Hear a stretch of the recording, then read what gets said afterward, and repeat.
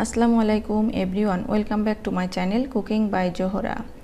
ইফতারিতে যারা খুব বেশি ভাজাভুজি খেতে চান না তারা চাইলে কিছু কিছু ডেজার্ট আইটেম রাখতে পারেন।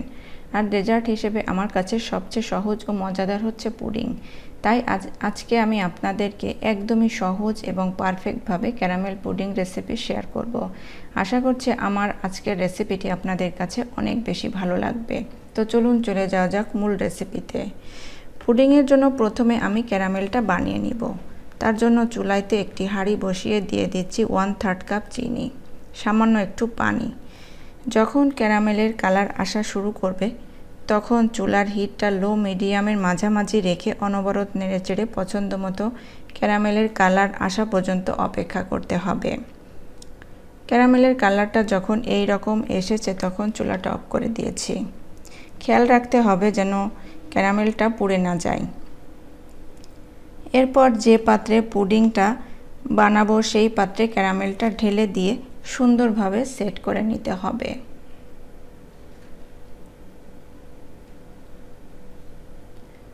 এবং ঘুরিয়ে সব পাশে সুন্দরভাবে দিয়ে দিতে হবে। এই পাত্রটিকে এক সাইডে রেখে দিতে হবে।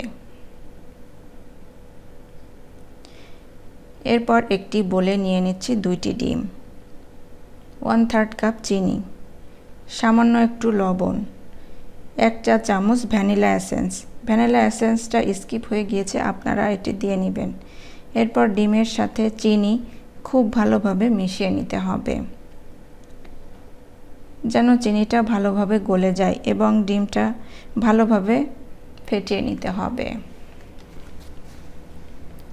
এরপর এর মধ্যে দিতে হবে 2 কাপ ঘন দুধ। এখানে 1 লিটার দুধ জাল করে হাফ লিটার করে নেওয়া হয়েছে। আপনারা গুঁড়া দুধ দিয়েও করতে পারেন। দুধটা মেশানো হয়ে গেলে ক্যারামেল সেট করা পাত্রে দুধের মিশ্রণটা একটি ছাঁকনির সাহায্যে ছেঁকে দিয়ে দিতে হবে।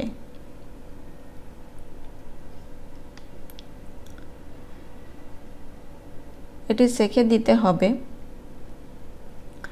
এতে করে ডিমে যদি কোনো লাম্পস থেকে থাকে সেটি ছাঁকনার মধ্যে থেকে যাবে। অবশ্যই ছেঁকে নেওয়ার চেষ্টা করবেন, এতে করে পুডিংটা অনেক বেশি সফট হবে।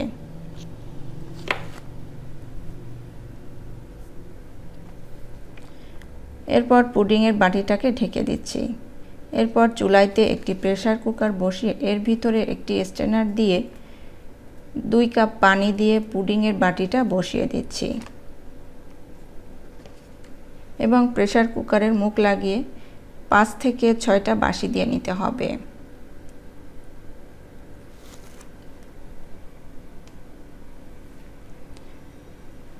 এরপর ঢাকনা খুলে একটি টুথপিকের সাহায্যে দেখে নিতে হবে ঠিকমতো হয়েছে কিনা।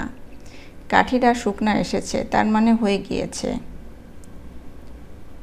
এরপর ঠান্ডা করে 1 ঘন্টার জন্য নর্মাল ফ্রিজে রেখে দিতে হবে। এরপর ফ্রিজ থেকে বের করে মোল্ড আউট করে নিতে হবে। গরম অবস্থায় করা যাবে না, তাহলে ভেঙে যাবে। রেসিপিটি যদি ভালো লাগে লাইক, কমেন্টস এবং শেয়ার করতে ভুলবেন না।